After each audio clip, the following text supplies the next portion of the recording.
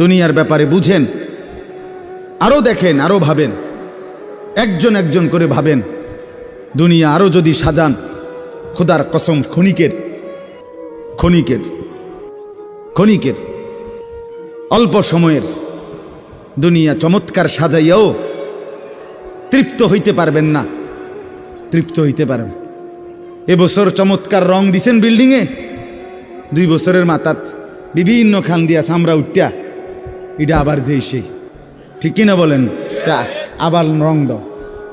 এই সোফা চমৎকার বানাইছিল, ওই যে বার্নিশ নাই, দেখেন এই যে সোফা, এটা এই যে দেখেন, কথা বলেন না, এই সোফা এটার মধ্যে আসেনি অন বার্নিশ, তো এটা আবার কি করতে হইব?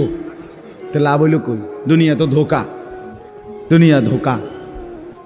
এই সৌন্দর্যময় চেহারা নারী 30 বছরের ব্যবধানে উনি বুড়ি, আর কেউ ফিররা সেদিকে ফিরা সেফও হালায় না।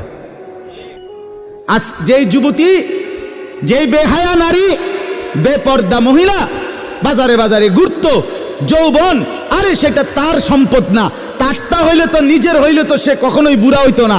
আল্লাহ তাআলা বলছে, আমি যখন যৌবন শেষ করে দিলাম, তো এখন আর কোন পুরুষ তার দিকে ফিররা থুতুও বালায় না। দুনিয়া এক অবস্থায় থাকে না, এক হালাতে থাকে না বাপ। এজন্য ছেলেদেরকেও বলি, বাপ জিন্দেগি সুন্দর করো।